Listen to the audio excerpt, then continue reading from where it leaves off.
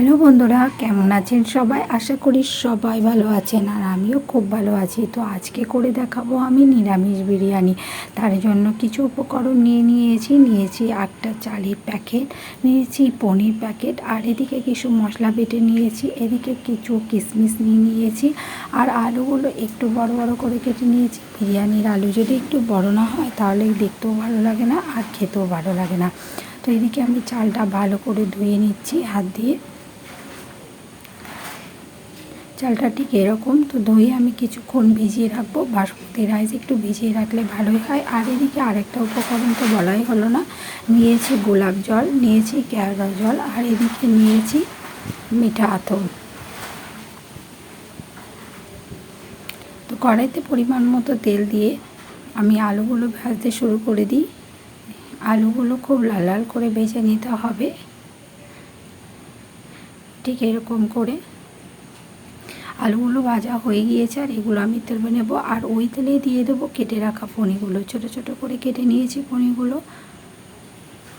তো কড়াইতে অল্প অল্প করে পনিরগুলো দিয়ে আমি একটু ভেজে নেব।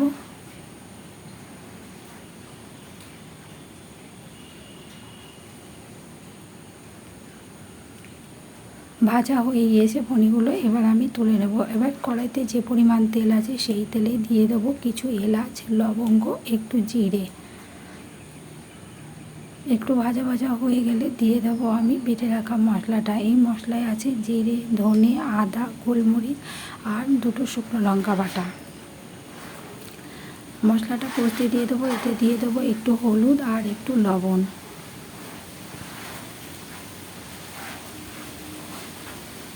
আর একটা সস এনেছিলাম বাজার থেকে, সেটা হলো চিলি সস। এইটা খুব কালারফুল করবে মশলাটা, তো একটু চিলি সসও দিয়ে দিলাম এর ভিতরে। দিয়ে মশলাটা কষতে লাগবো তেল ছেড়ে দেওয়ার মতো। যখন তেলটা ছেড়ে দেবে তখন আমি ভেজে রাখা আলুগুলো দিয়ে দেবো।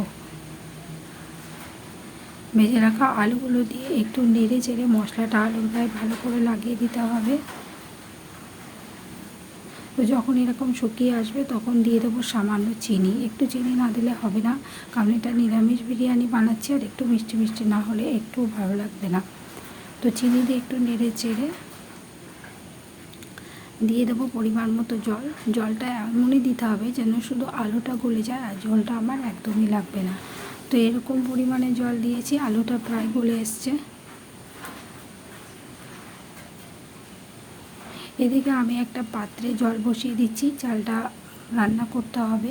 তো জলের ভিতর দিয়ে দিচ্ছি একটু সাদা তেল আর পরিমাণ মতো লবণ। এই জলটা গরম হতে দিয়ে দেবো ওদিকে, আর একদিকে আমি পনির মিশিয়ে দেবো এই আলুর গোলার মধ্যে। পনিরটা মিশিয়ে দিয়ে একটু নেড়ে চেড়ে পনির গায়ে মশলাটা ভালো করে লাগিয়ে দিতে হবে।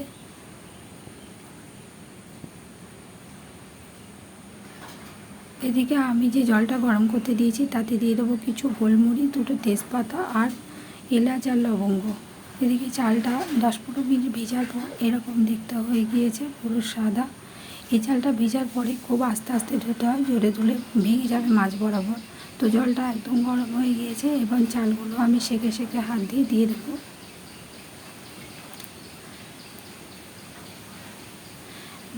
দিয়ে এটা আমি একটু নেড়ে দেবো, আর একটু মাঝে মাঝে নেড়ে দিতে হবে। আর খুব কম জালে চালটা রান্না হয়ে যাবে। আর দিয়ে দেবো কিছু কিশমিশ।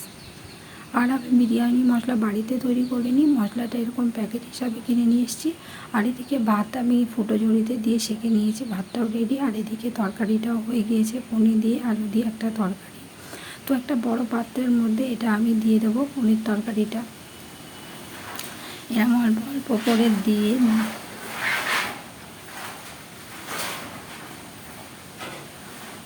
দেবো এবার ভাতগুলো। ভাতটা কত সুন্দর হয়েছে, খুবই ঝুড়ো।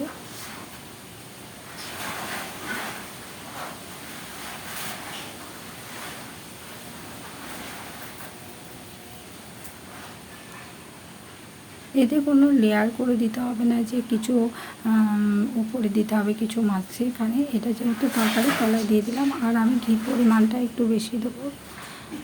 তো ঘিটা আমি এরকম করে করে দিয়ে দিচ্ছি, আর যখনই আমি ভাপায় দেবো তখন এটা একদমই গলে যাবে, ঘিটা ভেতরে ঢুকে যাবে। আর দিয়ে দিলাম একটু বিরিয়ানি মশলা।